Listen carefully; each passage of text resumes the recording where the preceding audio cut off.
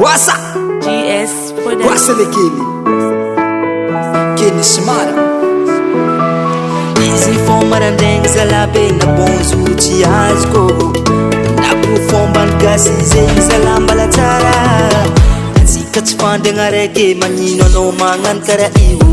atsika olakora raiky magnino zala fampiavino navazampagnarivo mala magnano saly fanao gasy petraka mada tsary nandeha tabary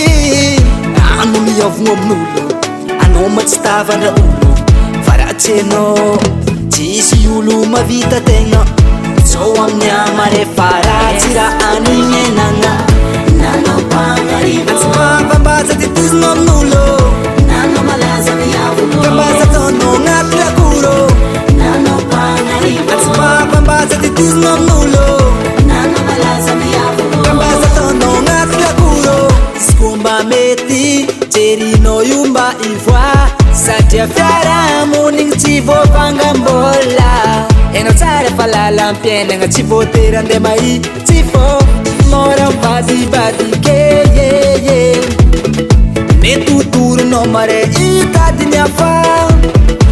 ano miavogno amin'olo anao matsy tavandra olo fa raha tsy hainao tsisy olo mavita tegna zao amin'ny amare faratsy raha anignenagna atsy mampambaza titizigna amin'olo nanao malaza miavogno kambaza ataonao agnaty lakoro nanao mpagnarivo atsy mampambaza titizigna amin'olo nanao malaza miavogno kambaza ataonao agnaty lakoro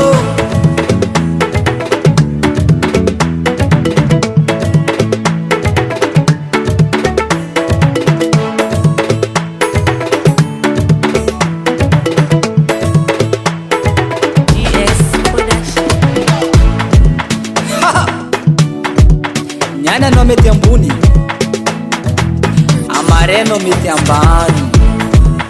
fiainagna tena mivadibadiky le baba zegny koragny ano miavogno amin'olo anao matsy tavandra olo fa raha tsy hainao tsisy olo mavita tegna zao amin'ny amare faratsy raha anignenagna nanao mpagnarivo atsy mampambaza titizigna amin'olo kambaza ataonao agnaty lakoro nanao mpagnarivo atsy mampambaza titizigna amin'olo nanao malaza miavogno kambaza ataonao agnaty lakoro nanao mpagnarivo atsy mampambaza titizigna amin'olo nanao malaza miavogno kambaza ataonao agnaty lakoro nanao mpagnarivo atsy mampambaza titizigna amin'olo nanao malaza miavogno kambaza ataonao